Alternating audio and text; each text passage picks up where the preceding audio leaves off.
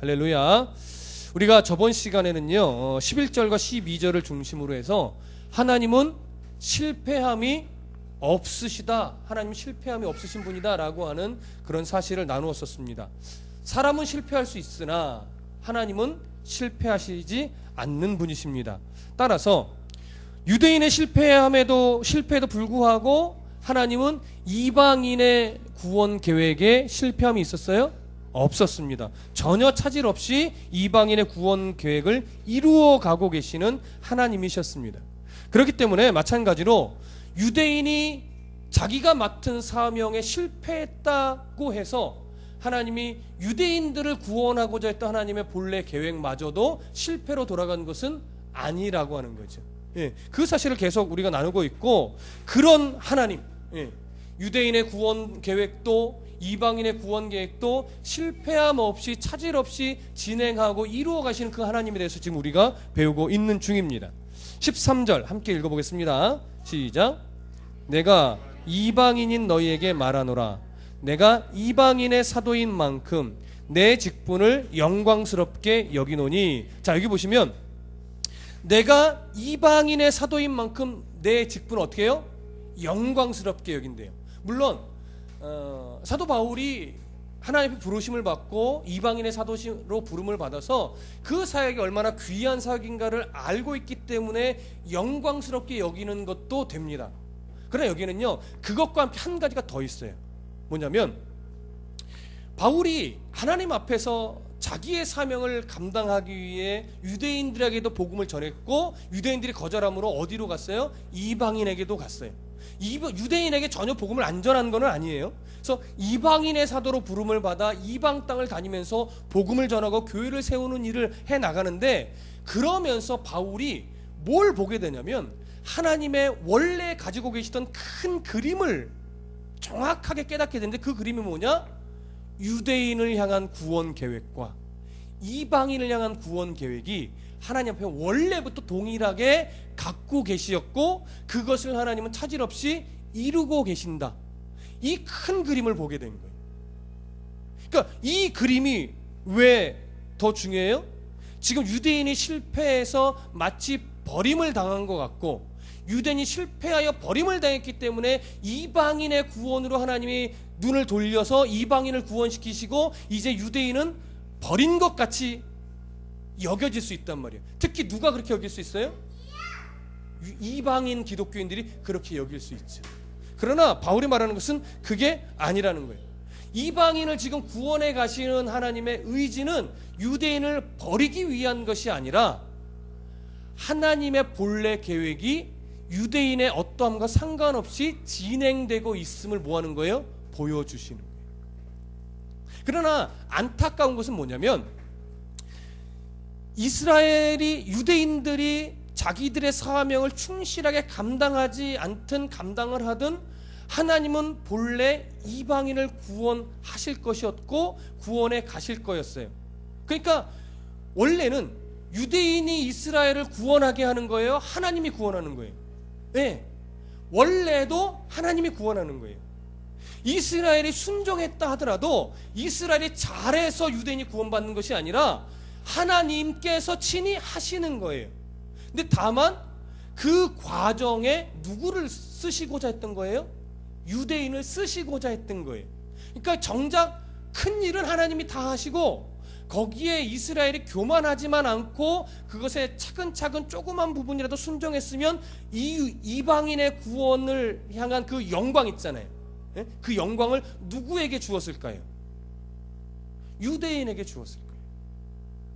유대인이 잘하지 못했어도 어차피 하나님이 하시는 거예요. 이걸 착각하시면 안 돼요. 유대인들이 하게 했는데 유대인들이 실패했대 이렇게 생각을 해요. 아니에요. 원래 하나님이 해 나가시는 거예요. 유대인의 구원도 이방인의 구원도 누가 하는 거예요? 원래 하나님이 하시는 거예요.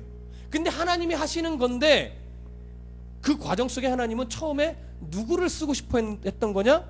그냥 유대인을 쓰고 싶어 했던 거예요. 그래서 그 영광을 누구에게 주고 싶어서? 유대인에게 주고 싶어서. 근데 유대인이 실패했다고요. 거절했다고요. 그래도 원래 하나님이 하시는 계획이었고 일이었기 때문에 이방인의 구원은 어떻게 해요? 차질 없이 진행되는 거예요.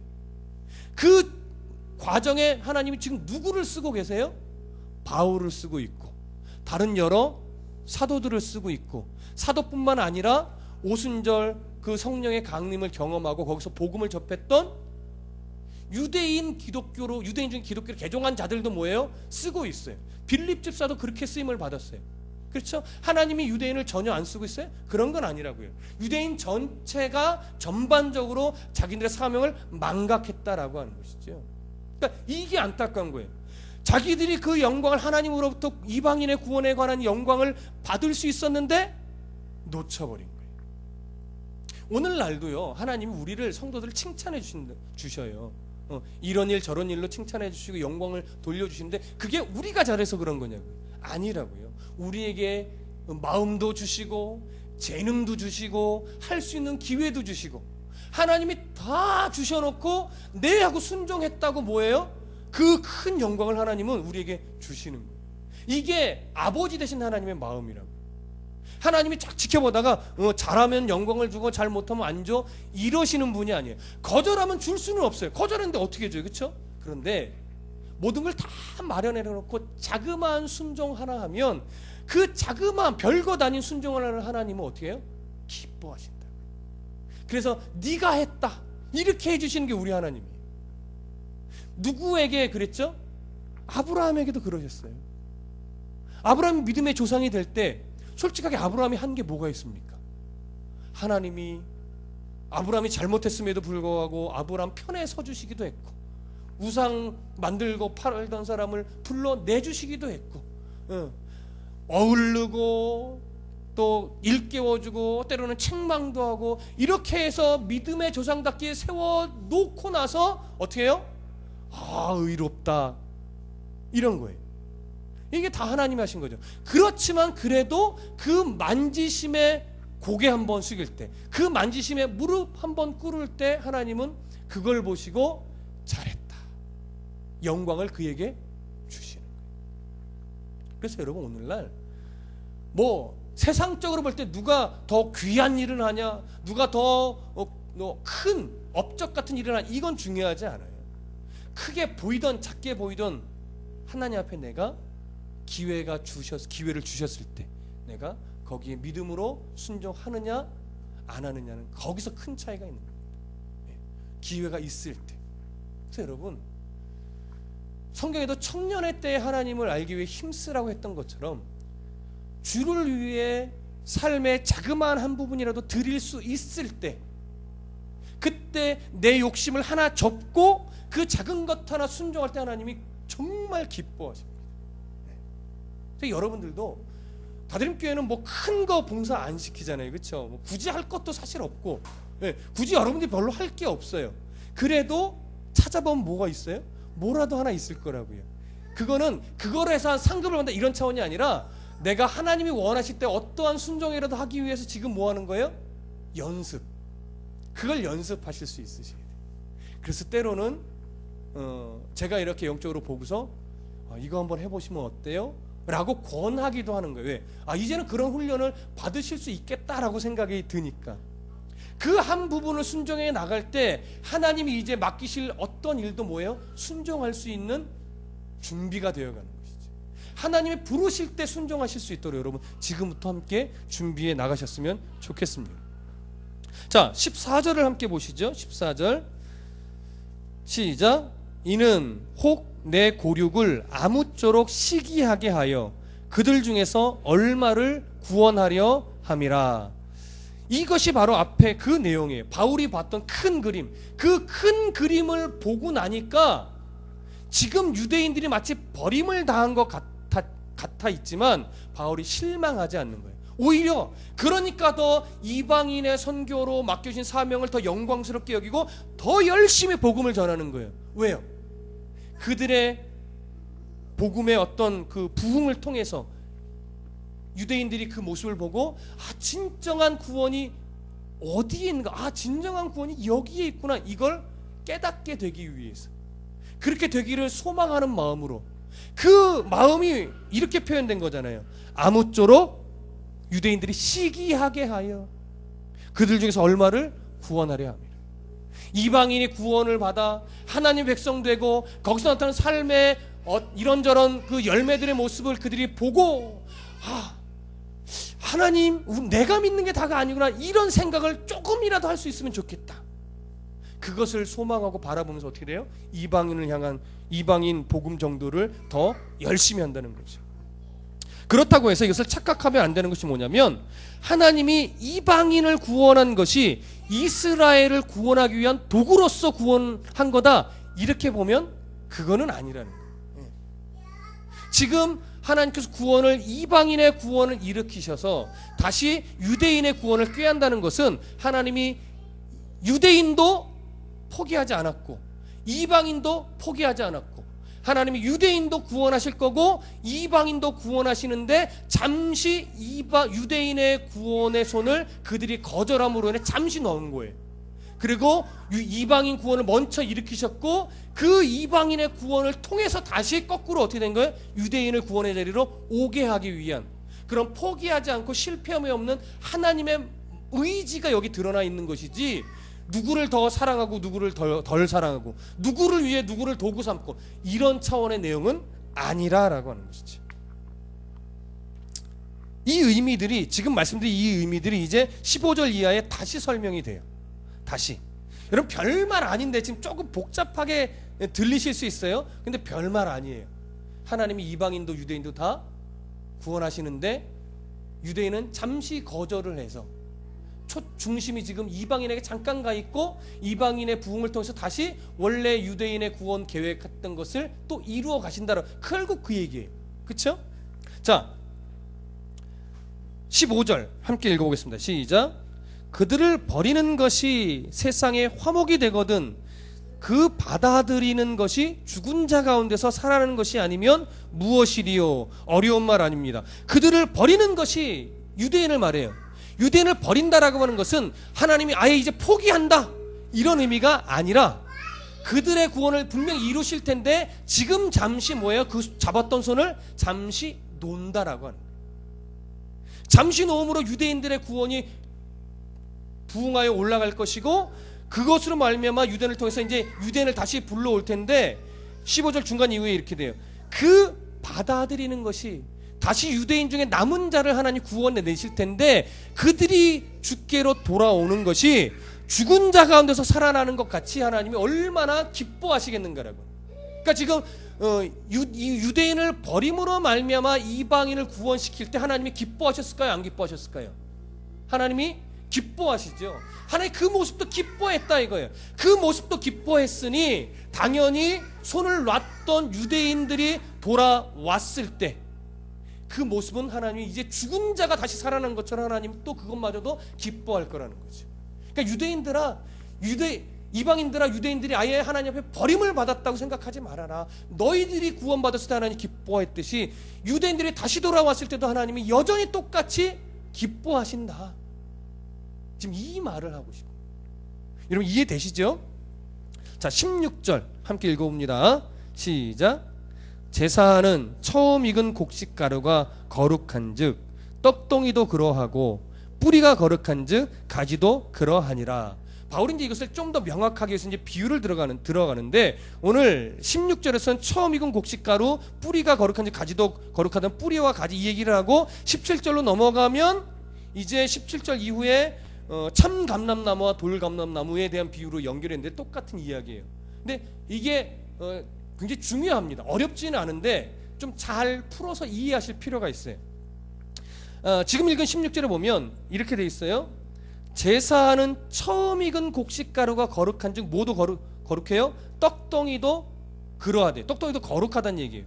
이것은 유대인이 어떤 제사를 이해하는 거제라고 하는 제사가 있어요. 이건 곡식으로 드리는 제사인데 이스라엘이 추수를 하면 항상 첫 열매를 누구한테 드렸을까요?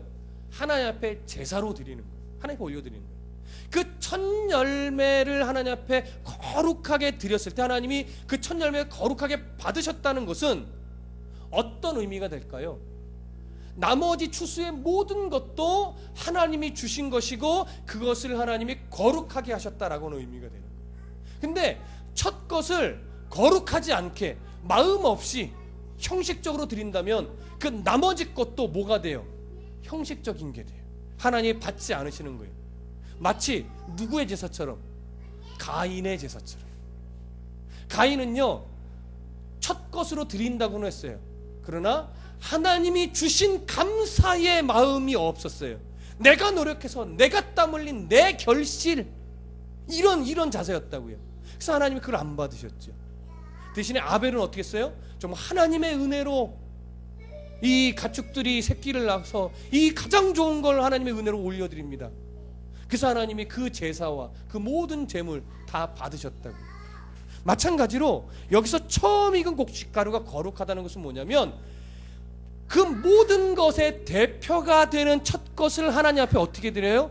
거룩하게, 하나님 기뻐 받으실 만하게. 그러니까 모든 것이 다 주의 은혜로 내게 주어진 겁니다라고 하는 감사가 풍성하게 담겨진 채로 어떻게 해요? 올려드렸다라고 하는. 그래서 여기 처음 익은 곡식가루라고 하는 것은 나머지 떡덩이 모두를 거룩하게 영향을 미치는 대표의 어떤 역할이에요. 대표의 역할. 첫 것이. 그런데 그 뒤에 이어지는 뿌리가 거룩한 주 가지도 그러하니라는 앞의 내용과 비슷하지만 좀 달라요. 뿌리가 어디에 영향을 미쳐요? 가지에 영향을 미친다라고 하는 거예요. 같은 느낌일 것 같지만 약간은 다릅니다. 이 정도만 일단 이해하시고 먼저 우리가 뭘 보셔야 되냐면, 그러면 처음 익은 곡식 가루라고 하는 것은 왜 이 얘기를 하느냐? 이스라엘의 앞으로 어떻게 될 것인가, 이스라엘이, 그것에 대한 그림이 여기에 있기 때문에 그래요. 그럼 보십시오.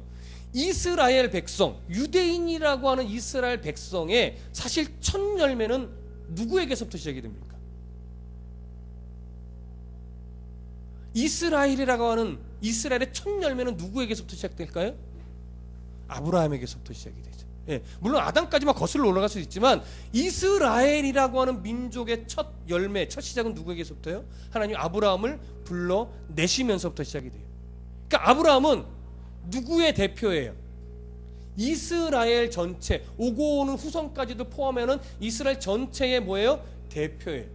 그를 하나님이 불러내셨어요. 로마서 4장에서도 우리가 아브라함에 대해서 나눴는데 아브라함을 하나님이 의롭게 세우셨어요. 그래서 믿음의 조상으로 만드셨는데 아브라함을 부르시고 의인으로 삼고 믿음의 조상으로 삼을 때 하나님이 언제 그렇게 삼으셨죠? 할례를 받았을 때예요?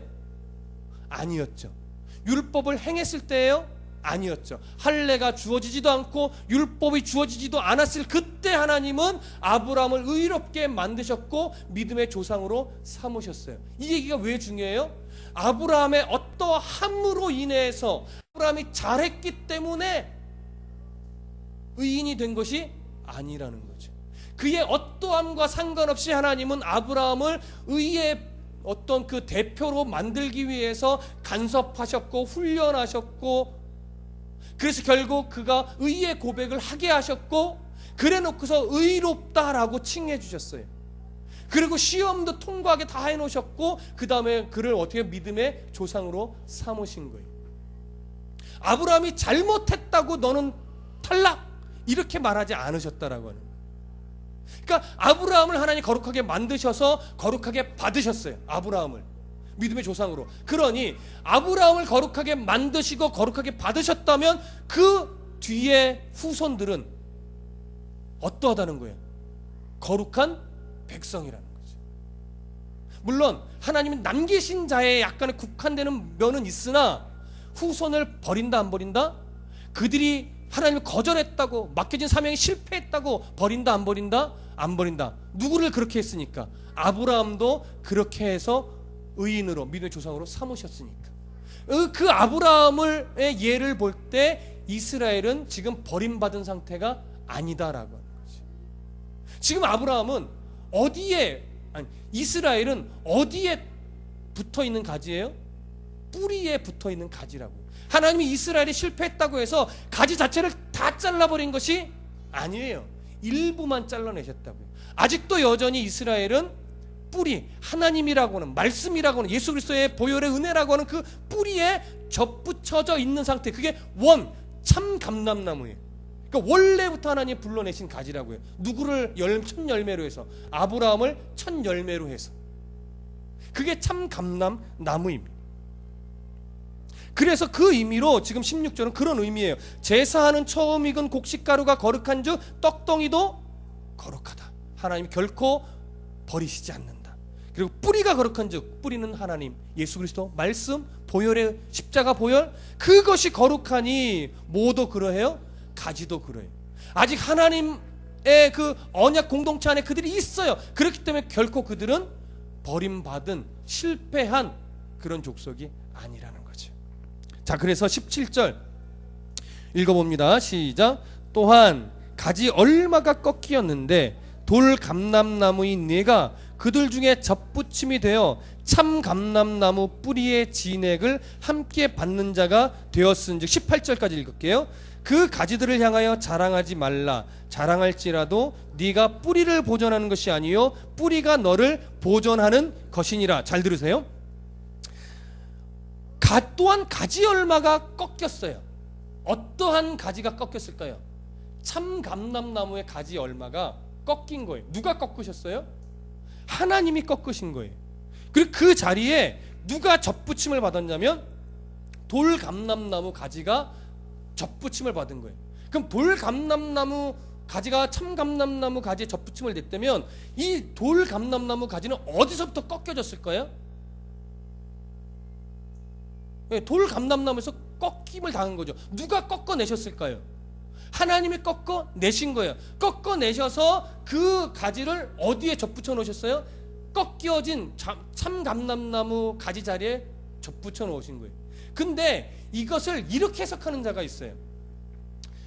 원래 참 감람나무의 그 뿌리서부터 진액을 받아 자라는 가지는 원래 숫자가 정해져 있기 때문에 하나님 꺾어내신 만큼만 돌 감람나무 가지가 접붙임을 받을 수 있다.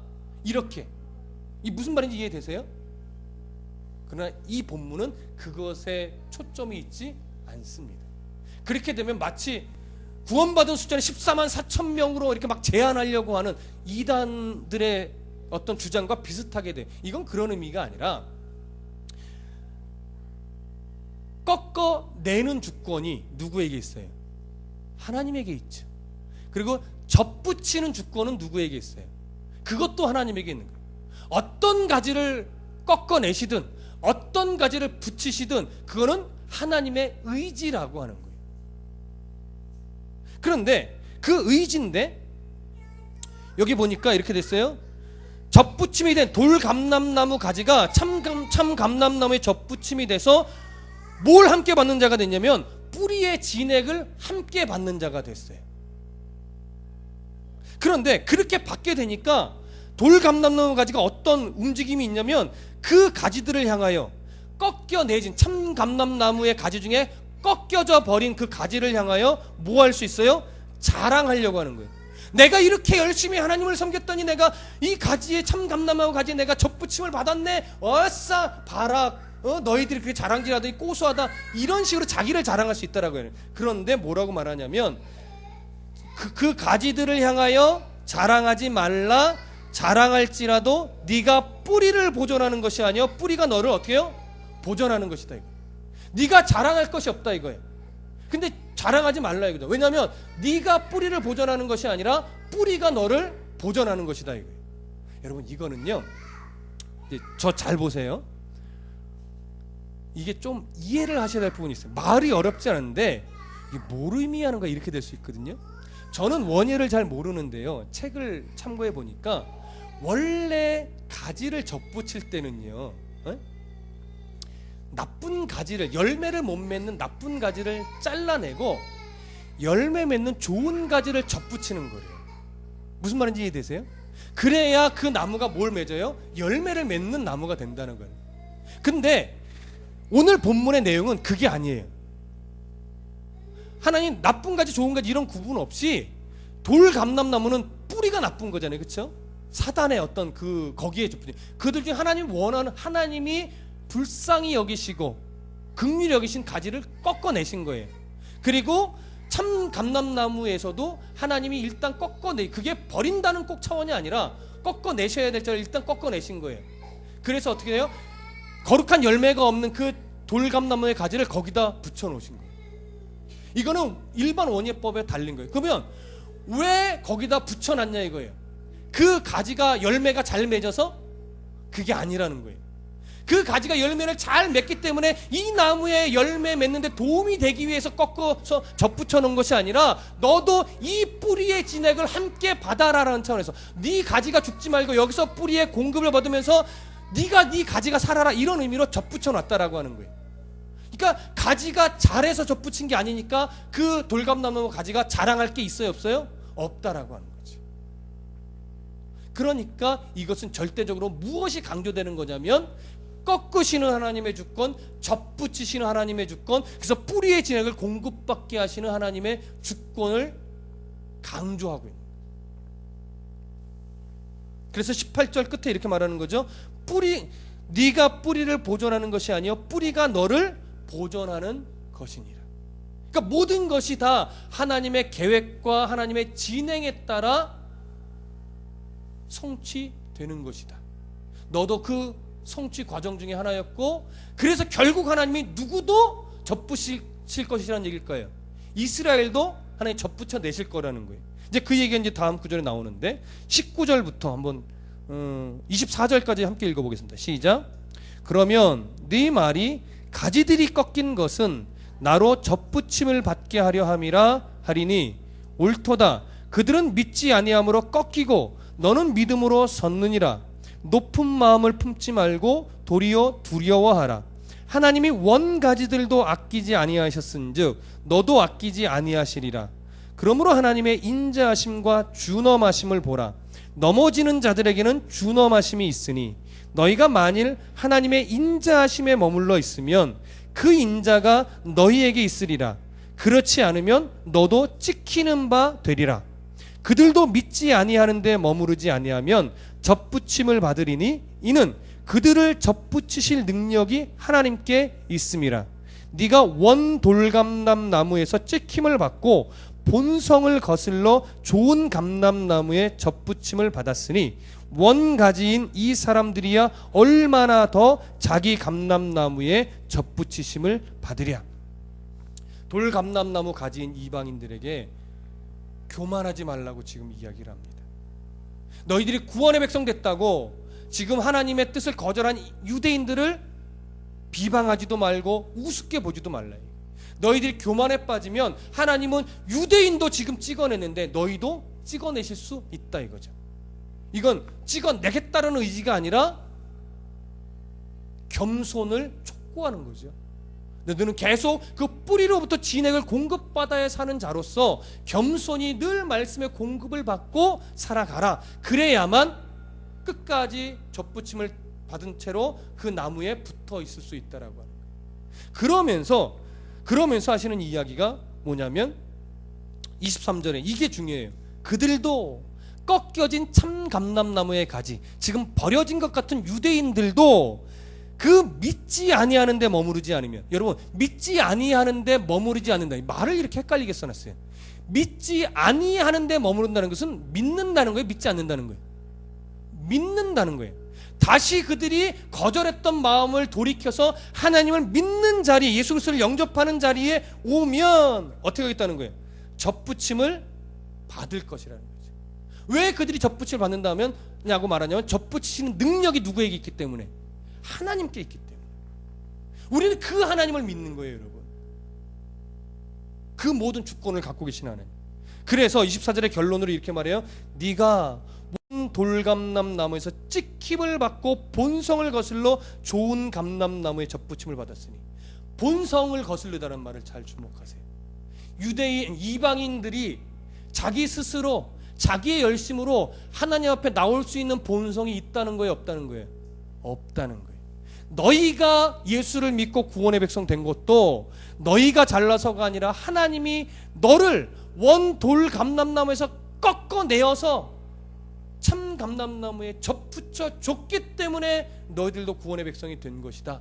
그러니까 교만하지 말아라. 너희들도 그 본성을 거슬러 하나님이 꺾어내어 참 감람나무에 접붙여 놓으셨다면 원 감람나무에서 잠시 꺾어낸 그 가지들을 하나님이 다시 참 감람나무에 다시 접붙이는 것이 불가능하겠냐라고, 가능하다는 거예요. 하나님이 그걸 어떻게 해요? 원하신다라고 하는 거예요. 그게 바로 하나님께서 유대인과 이방인을 향한 구원의 계획대로 진행되고 있는 것이라는 사실입니다. 여러분 이해되십니까? 이것이요, 이렇게 보셔야 돼요. 나 같은 놈도 구원하지 않는다. 여러분, 제가 잘나서 목사가 됐겠습니까? 여러분들이 예쁘고 착하고 할 줄 아는 게 많아서 예수 믿는 구원의 백성이 되신 거예요? 아닌 거 아시잖아요. 우리의 본성은 하나님을 거슬러서 그저 세상에서 잘 되는 것만 바라보고 살아갈 수밖에 없는 자들이라고요. 어느 누가 세상 속에서 잘 되는 것을 싫어하는 자가 어디 있겠습니까? 그러나 우리가 세상에서 잘 되길 바라지만 그걸 인생의 목적으로 삼지 않는 이유가 뭐예요? 그 본성에서 하나님 우리를 꺾어내 주셨기 때문에, 그리고 우리가 가져야 될 소망이 무엇인지 참 감람나무에 접붙이심으로 그걸 보게 하셨고 느끼게 하셨기 때문에, 그래서 우리가 이왕이면 세상에서 잘 살고는 싶지만 그걸 인생의 제1 되는 목적으로 삼지 않는 거예요. 내가 잘 되고 내가 부자가 되고 내가 성공하고, 이것이 인생의 제1 목표, 교회가 커지고 성도가 많아지고, 이걸 목회의 1순위로 잡지 않는 거예요. 우리의 본성을 꺾어내셨기 때문에.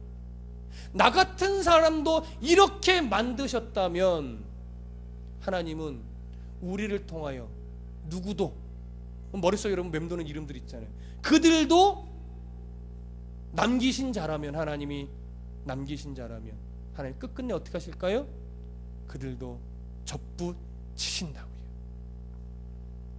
그들이 접붙임을 받기까지 우리의 몫은 뭐예요? 열심히 막 열매를 맺는 거예요? 여러분, 열매는 내가 맺는 것 아닙니다. 내 뿌리가 어디에 있는지를 알고 거기서부터 오는 공급을 받을 때, 그러므로 말미암아 하나님이 열매를 어떻게 해요? 맺게 해 주시는 거예요. 그러니까 중요한 건 뭐예요? 내게 이 생명을 주는, 공급해주는 뿌리가 어딘지를 정확하게 알고 그 색깔을 정확하게 가지고 살아가는 거예요. 그러니까 내가 참 감람나무에 접붙인 가지로 내 색깔을 분명히 하고 살아가야 되는데, 분명히 하나님이 나를 참 감람나무에 접붙여 놓으셨는데 뭐처럼 살아요? 돌 감람나무 가지처럼 사는 거죠. 네. 무슨 열매를 맺으려고? 네. 세상에 잘 되는 열매를 자꾸 맺으려고. 내게 오는 진액은 그런 열매를 맺기 위한 진액이 아닌데, 자꾸 우리는 그 진액을 빨아먹음으로 먹고 세상적인 열매를 자꾸 맺고 싶어 하는 거예요. 그러니까 뭐가 돼요? 자꾸 충돌이 되고, 자꾸 마음에 만족함이 없고, 기쁨이 없고, 감사가 없는 거예요. 어떻게 하면 감사할 수 있을까요? 어떻게 하면 기뻐할 수 있을까요? 내게 공급되는 뿌리의 진액이 내게 무슨 소망을 가리키고 있는지 그 표지판을 잘 보는 거예요. 내 욕심대로 하면 그 모든 초점은 다 세상적으로만 보일 수밖에 없어요. 그러나 내 생각대로 보는 것이 아니라 뿌리에서 뭐가 공급되고 있는가, 내게. 그리고 그 공급된 것이 나에게 무슨 열매를 맺으려고 하는 것일까, 그것에 대한 계속되는 어떻게 돼요? 분별. 그리고 하나님을 향한 물음, 그리고 주시는 마음대로 내 의지를 굴복시켜 나아가는 순종, 이것들이 어우러지는 겁니다. 그러나 그것은 결코 하나님이 큰 것을 요구하지 않아요. 하나님 우리에게 뭘 요구하신다 안 하신다? 요구하시지 않는다. 내 본질을 알고 내 생명이 어디로부터 오는지만 알면 거기서부터 접붙임 받은 자의 삶의 첫 단추는 끼워지는 거예요. 그걸 우리가 자꾸 놓치는 거예요. 여러분, 막연하게 들리실지는 모르겠으나 각자가 이것을 놓고 묵상하시고 생각하셔야 됩니다. 그럼 하나님이 마음을 주세요. 아, 이것인 것 같다. 아, 내 색깔을 이렇게 가야 되겠구나. 내가 살아가는 현장 속에서. 근데 내가 요 부분에서는 내가 내 본성이 어디에 있는 자인지 내가 잘 분별을 못했구나. 생각을 하고 고민을 하고 하나님께 물으면서, 그러면서 주시는 마음을 계속 캐치해 나가요. 이게 뭐냐? 영적인 민감함입니다. 그러니까 영적인 민감함은요, 말씀을 듣지 않고 성경을 읽지 않고 기도하지 않고 하나님을 늘 고민하지 않으면 영적인 민감함은 살아나지 못해요. 늘 물으십시오.